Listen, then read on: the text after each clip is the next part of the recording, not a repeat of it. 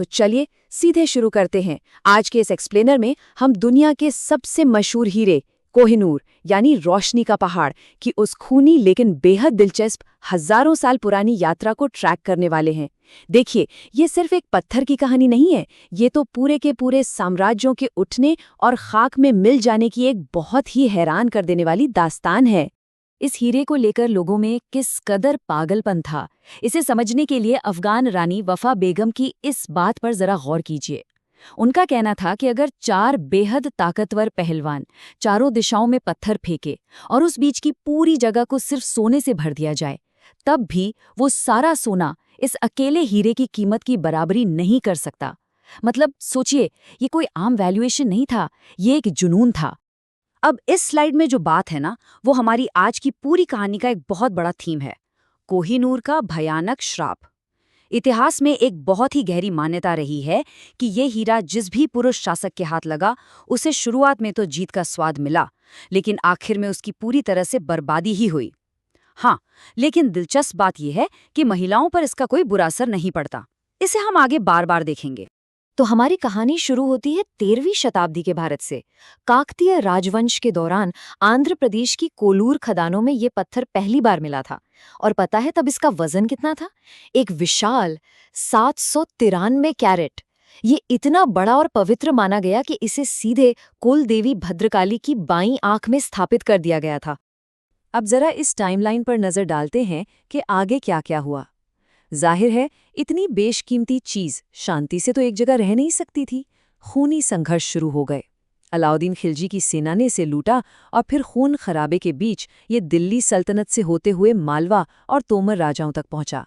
और आखिरकार 1526 में पानीपत की लड़ाई के बाद ये मुगल साम्राज्य के संस्थापक बाबर के हाथों में आ गया। बाबर ने अपनी आत्मकथा बाबरनामा में इस हीरे का जिक्र किया, जो इसका पहला लिखित रिकॉर्ड है। और उन्होंने इसका जो इकोनॉमिक एस्टीमेट लगाया, वो दिमाग हिला देने वाला है। उन्होंने लिखा कि इसकी कीमत से पूरी दुनिया को एक दिन का खाना खिलाया जा सकता है। हालांकि ध्यान देने वाली बात यह है कि तब तक इसे कोहिनूर नहीं कहा जाता था। लेकिन वो श्राप जिसकी बात हमने अभी की थी, उसने अपना रंग दिखाना शुरू कर दिया। बाबर के बेटे हुमायूं के हाथ से उसका साम्राज्य छिन गया। अपनी जान बचाने के लिए उसे ईरान भागना पड़ा और वहां शरण खरीदने के लिए उसने ये हीरा ईरान के राजा तहमास्प को तोहफे में दे दिया। बस यहीं से शुरू हुई इसकी दशकों लंबी यात्रा, जो निजाम शाह और मीर जुमला के हाथों से घूमते हुए आखिरकार वापस मुगलों यानी शाहजहां तक पहुंची। अब आते हैं 1656 पर। शाहजहां ने इस हीरे को मुगल दौलत के सबसे बड़े प्रतीक के रूप में स्थापित कर दिया। उसने अपना जो मशहूर पीकॉक थ्रोन यानी मयूर सिंहासन बनवाया था ना, जो कि बेतहाशा खर्चीला था, उसके बिल्कुल टॉप पर सबसे ऊपरी हिस्से में इस हीरे को एक खास जगह दी। पर इसके बाद जो हुआ वो सच में एक बड़ी त्रासदी थी। शाहजहां को उसी के बेटे औरंगजेब ने कैद कर लिया। अब औरंगजेब को लगा कि हीरे को और चमकाया जाए, तो उसने एक मशहूर जौहरी को इसे तराशने का काम सौंप दिया। लेकिन ये आइडिया बहुत भारी पड़ा। तराशने के चक्कर में हीरा टूट गया और जो पत्थर कभी 793 कैरेट का हुआ करता था, वो घटकर सिर्फ 186 कैरेट का रह गया। यहाँ हम उस श्राप वाले पैटर्न को बिल्कुल साफ साफ देख सकते हैं। जरा ध्यान दीजिए, बाबर, हुमायूं और शाहजहां, इन तीनों ने इस हीरे को अपने पास रखा और तीनों का ही बहुत बुरा अंत हुआ। लेकिन दूसरी तरफ महान मुगल सम्राट अकबर, उनके पास ये हीरा कभी नहीं था और उनका शासन मुगलों में सबसे सफल रहा। खैर, मुगलों का ये विशाल साम्राज्य अब बुरी तरह से बिखरने लगा था। तो अब ये हीरा मुगलों के हाथ से कैसे निकला, ये वाकया तो और भी दिलचस्प है। 1739 में ईरान के शासक नादिर शाह ने जब हमला किया, तो उसे किसी तरह भनक लग गई कि कमजोर हो चुके मुगल सम्राट मोहम्मद शाह रंगीला ने वो हीरा अपनी पगड़ी में छिपा रखा है। नादिर शाह ने बड़ी चालाकी से दोस्ती और जीत के नाम पर पगड़ी बदलने का प्रस्ताव रख दिया। जैसे ही पगड़ियां बदली गईं, छिपा हुआ हीरा सीधा जमीन पर आ गिरा।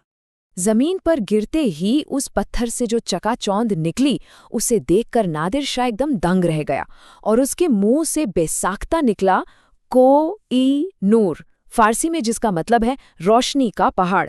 जी हाँ, यही वो पल था जब इस रत्न को वो आइकॉनिक नाम मिला जिसे आज हम सब इसे जानते हैं। इस नाम का पहला जिक्र आलम अराए ए नादरी नाम की किताब में मिलता है। लेकिन भाई नादिर शाह भी उस श्राप से कहाँ बचने वाला था। उसने बड़े शौक से इसे अपनी बाह पर बांधा, लेकिन बहुत जल्द ही वो पूरी तरह से पागलपन का शिकार हो गया और फिर उसी के अपने गार्ड्स ने उसकी हत्या कर दी। इस तरह ये हीरा ईरान से निकलकर अफगानिस्तान के दुरानी साम्राज्य के हाथों में चला गया। इसके कई दशकों बाद फाइनली ये रत्न एक बार फिर से भारत लौट आया।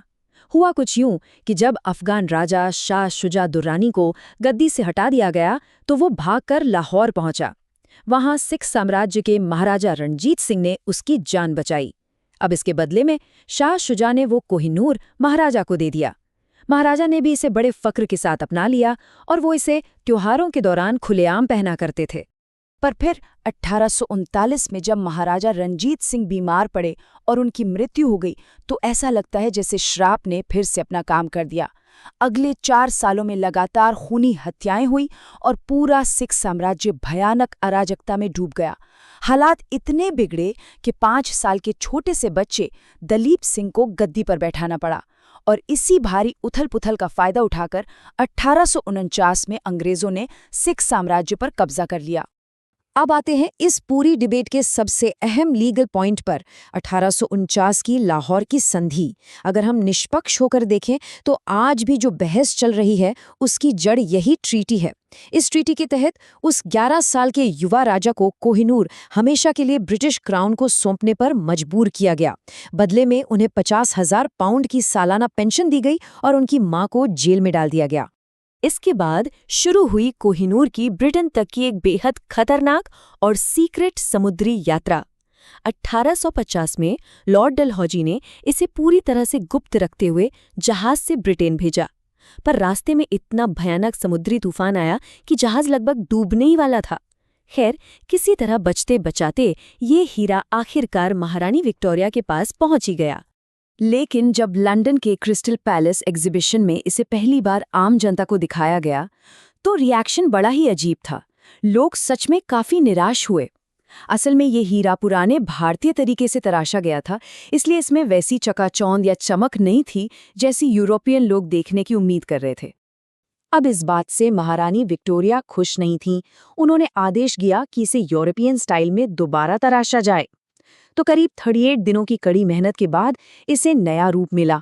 लेकिन इस पूरी प्रोसेस में इस शानदार पत्थर का काफी हिस्सा कट गया और इसका वजन घटकर अपने फाइनल यानी आज के रूप में आ गया, जो है सिर्फ 105.6 कैरेट। अब तक हमने जिस खूनी इतिहास और श्राप को ट्रैक किया है ना, उसे ब्रिटिश राजघराने ने भी बहुत सीरियसली लिया। उन्होंने बाकायदा एक सख्त नियम बना दिया कि ये हीरा कभी भी किसी राजा के ताज में नहीं लगेगा। ये तय किया गया कि कोहिनूर सिर्फ और सिर्फ शाही महिलाओं यानी रानियों द्वारा ही पहना जाएगा। तो अब इस स्लाइड में जो बात है वो बड़ी दिलचस्प है। इस हीरे की जो इतनी लंबी और उथल-पुथल वाली यात्रा रही है, उसी का नतीजा है कि आज 4 अलग-अलग देश इसके असली मालिक होने का दावा करते हैं। भारत, पाकिस्तान, अफगानिस्तान और ईरान। इन सभी का मानना है कि इतिहास के किसी न किसी मोड़ पर ये उनका हिस्सा था और इसलिए ये उन्हें वापस मिलना चाहिए। इन चारों देशों की लगातार मांगों के जवाब में ब्रिटिश सरकार का स्टैंड बिल्कुल साफ और लगातार एक जैसा रहा है। उनका कहना है कि उन्होंने इसे गैर कानूनी तरीके से नहीं बल्कि लाहौर की लीगल ट्रीटी के तहत हासिल किया था। उनका तर्क है कि ये 150 सालों से ज्यादा समय से ब्रिटिश हेरिटेज का एक अटूट हिस्सा बन चुका है और इसे वापस करने पर कोई बातचीत नहीं हो सकती। मतलब ये पूरी तरह नॉन नेगोशिएबल है। या फैक्ट्स को निष्पक्ष रूप से देखें तो एक बहुत ही हैरान करने वाली बात सामने आती है। 2016 में खुद भारत सरकार के प्रतिनिधि यानी सॉलिसिटर जनरल ने सुप्रीम कोर्ट में ये बयान दिया था कि अंग्रेजों ने ये हीरा चुराया नहीं था, बल्कि उन्होंने इसे लाहौर की संधि के जरिए कानूनी तौर पर हासिल किया था। तो इस पूरे एक्सप्लेनर को खत्म करते हुए मैं आपको सोचने के लिए इस आखिरी सवाल के साथ छोड़ता हूँ। क्या एक छोटे बच्चे से साइन करवाई गई 150 साल पुरानी संधि सच में किसी चीज के स्वामित्व को सही ठहरा सकती है, या फिर रोशनी का पहाड़ असल में उसी मिट्टी का है जहां इसने पहली बार जन्म लिया था? आपको क्या लगता है?